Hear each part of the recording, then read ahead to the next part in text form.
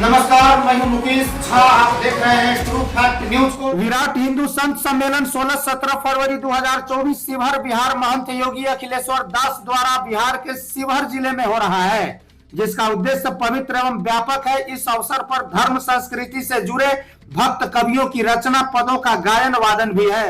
इसकी प्रस्तुति इनके परंपरागत शिष्य परिवार एवं इनके परिवारजनों के द्वारा होना है। साधु संत पुरोहित एवं व्यापक संचालक रहने वाले हैं।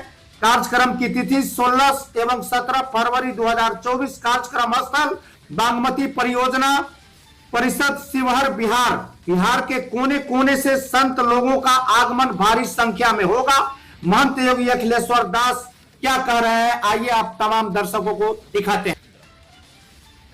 आने वाला फरवरी में विराट हिंदू संत सम्मेलन सह धर्म संसद जो 16-17 फरवरी को आयोजित है, जिसमें बिहार के 38 जिला से संत महंत आएंगे और बिहार के जो बाहर हैं जैसे हरियाणा, पंजाब, उत्तराखंड, उत्तरांचल, महाराष्ट्र और विदेश से भी जैसे कंबोडिया से भी स्वामी जी कुमारन स्वामी आएंगे। बगल में अपने नेपाल है, जानकी मंदिर के महंत भी, नेपाल से भी 100 से 150 महंत आएंगे। और यह कार्यक्रम आपके शिवहर में ही है।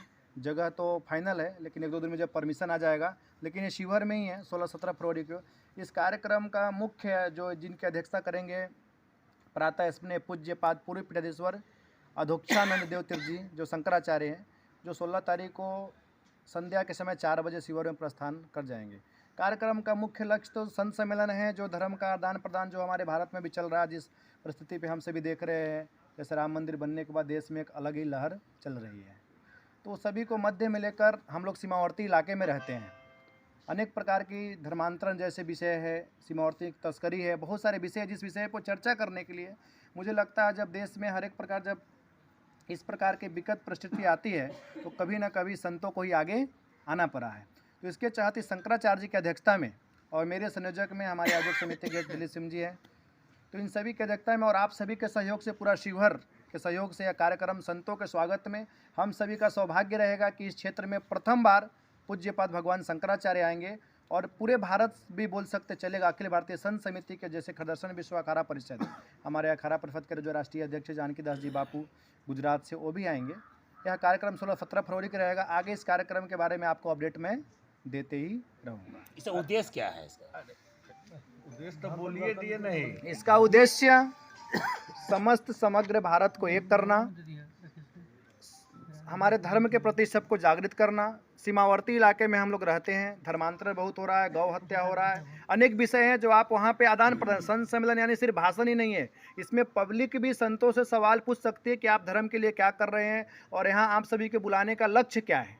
तो बहुत सारे उद्देश्य है जो आपको आने वाला समय में मालूम चलेगा और प्रेस विज्ञप्ति के माध्यम से आपको बताया जाएगा। कौन से पीठ योगी जी, एक चर्चा है शिवहर संसदीय क्षेत्र में आपको लोकसभा चुनाव लड़ने के, इसमें क्या सच्चाई है और कहां तक? देखिए, आप जानते हैं कि मैं 3 वर्षों से विगत कि बरसात होता है ना, तो बरसात में देखते हो बहुत सारे मेढक आ जाते हैं, और जब वो मेढक आते हैं तो सिर्फ बरसात के समय आते हैं और वापस फिर चले जाते हैं। लेकिन मैं विगत 3 वर्षों से आप सभी ने मुझे देखा है कि मैं आपके क्षेत्र में हूँ और आप सभी का सेवा कर रहा हूँ। देखिए, राजनीतिक मेरा कोई खलदानी विषय नहीं है, लेकिन एक महात्मा हूँ और मेरी जन्मभूमि में बार बार कहता हूँ कि मेरी जननी जन्म से गरेश स्वर्गादि पर जन्मभूमि से बढ़कर कुछ नहीं होता है। मैं यहाँ सेवा करने के लिए आया हूँ और पहले भी मेरा ये प्रश्न, पार्टी अगर मुझे इसके लायक समझेगा, सेवा करने का मौका देगी, तो बिल्कुल 100% मैं शिवहर पर चुनाव लड़ूंगा।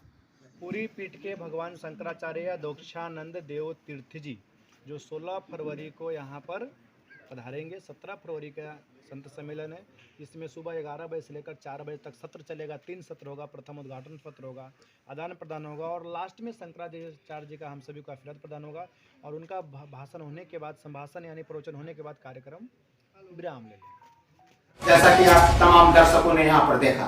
Bureau report, true fact news.